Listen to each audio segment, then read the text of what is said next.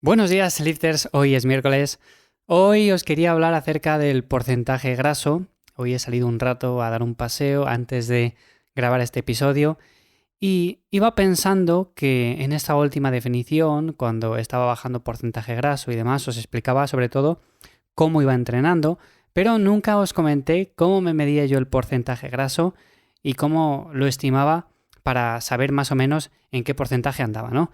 Y sé que muchos tenéis bastante interés en este tema porque igual ahora estáis en definición o lo habéis estado en estos meses anteriores y es un tema del cual me suelen llegar bastantes preguntas a Instagram, a la web. Entonces, quería hablaros un poco acerca de esto más que nada porque yo, en referencia a esto del porcentaje graso, en referencia a cómo lo medimos, pues no lo mido, ¿vale? No lo mido como tal. No utilizo ni plicómetro, no utilizo báscula de bioimpedancia, no utilizo ningún método de estos y básicamente lo que hago es mirarme en el espejo e ir viendo poco a poco cómo va evolucionando sobre todo la bajada de peso, porque me interesa que la grasa se vaya perdiendo de esas zonas en las cuales a veces es un poco más complicado, se va alargando la definición y cuando nos damos cuenta estamos con los brazos bien definidos, con las piernas también, pero quizás nos queda todavía un poco de grasa en el abdomen. Al final es cuestión simplemente de tener un poco más de paciencia, seguir haciendo las cosas bien, seguir con la planificación como toca y si hace falta retocar el tema de los macros, pues se retoca y ya está. Pero como digo, como es un tema bastante recurrido, que es un tema que me suelen preguntar bastante, digo, venga, voy a hablar acerca del porcentaje graso saludable, tanto para hombres como para mujeres, porque al final es un porcentaje ligeramente diferente. Y como siempre, antes de comenzar, te recuerdo que me encuentras en ivyamazares.com. Ahí te echo una mano para ganar músculo, perder grasa, entrenar mejor y, en definitiva, todas estas cuestiones.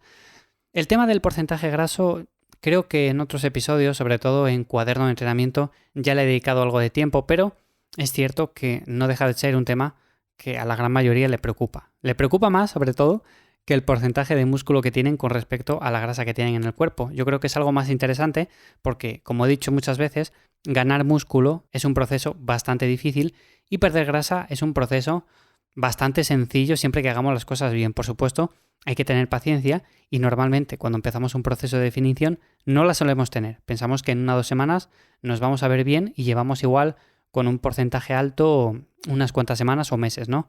Entonces, es cuestión de ir un poco planificando las cosas a largo plazo, con un poco de paciencia.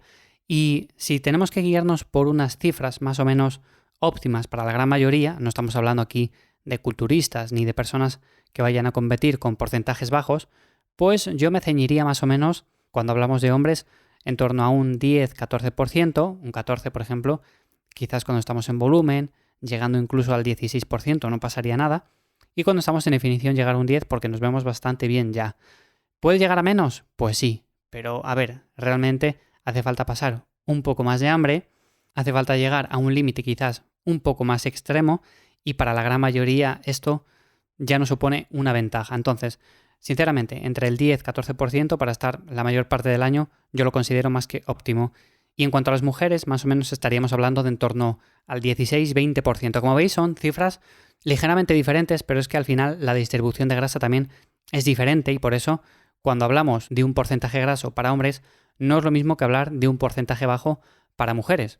Para un porcentaje bajo para mujeres puede ser perfectamente un 14-16% y un hombre un 10% o un 8%. Entonces ahí hay una diferencia bastante significativa y por eso no podemos decir, por ejemplo, cuando viene una mujer, estás en el 16 y decir, pues estoy entonces muy pasada. No, no es que estés muy pasada, es que simplemente la distribución es diferente. Y podemos llegar incluso hasta el 20% para mujeres y estar perfectamente bien. Así que simplemente en estos rangos serían los que yo más o menos tendría en cuenta.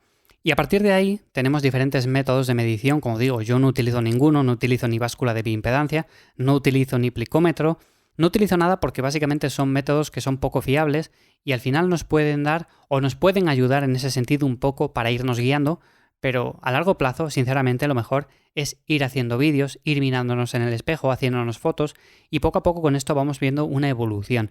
Una evolución en cuanto al porcentaje de grasa que podemos tener tanto en las piernas, en los brazos, en el abdomen y con todo esto va a ser mucho más sencillo que no el hecho de mirar un número en una pantalla y decir, vale, pues hoy estoy en el 11 y mañana estoy en el 10,5 y pasado estoy en el 12. Bueno, el agua también influye y posiblemente con estas básculas lo más probable es que varíe también el porcentaje graso. Por lo tanto, igual nos da un 10 y estamos en un 11 o nos da un 12 un día y estamos en un 10,5.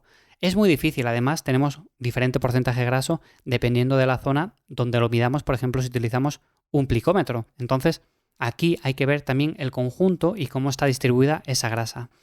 Esto es algo que también se va dando cuenta uno con el paso del tiempo, de que según vas entrenando, según vas haciendo diferentes etapas de volumen, de definición, pues tienes un porcentaje de grasa mejor distribuido.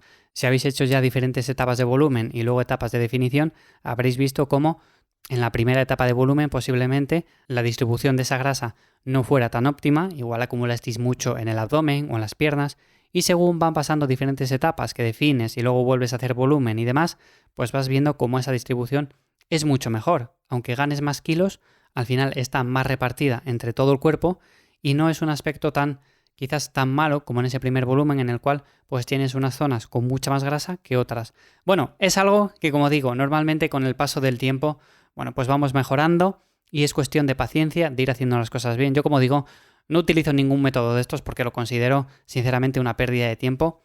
Lo mejor, mirarnos en el espejo, que nos vemos mejor, pues vamos por el buen camino, que nos vemos peor, pues quizás haya que retocar alguna cosa. Pero ir poco a poco autorregulando todo esto y dejarnos de medir todo exactamente. Eso sí, por ejemplo, algo que sí considero interesante es el hecho de pesarnos semana a semana, porque así vamos viendo una evolución y vamos viendo si tenemos que ajustar el tema de los macros, si tenemos que subirlo, bajarlo.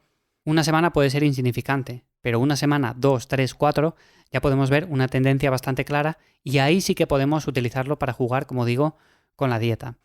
En fin, simplemente esto. Quería contaros un poco hoy este tema porque le venía dando vueltas y la verdad que, como digo, también es interesante, como no, si queréis que dedique un episodio a hablar de cómo podemos medir de la forma más fiable posible la grasa corporal en casa, pues también dedicaré un episodio, pero ya os digo que al final se va a invertir mucho tiempo, mucho esfuerzo, mucho sacrificio también a nivel mental porque vamos a estar continuamente pendientes y no merece la pena en absoluto. De hecho, si lleváis entrenando mucho tiempo, os habréis dado cuenta ya de ello, de que si hacemos las cosas bien, pues vamos a estar bien. Si hacemos las cosas más o menos a medias, entrenando a veces, otras veces no, y descuidando la alimentación, de poco sirve que midamos el porcentaje graso.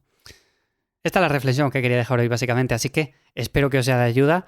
Muchísimas gracias por estar ahí un día más. Nos escuchamos mañana jueves aquí de nuevo en Lifters. Mañana pregunta, ya lo sabéis, como siempre. Y sin más, espero que paséis un buen día. Chao.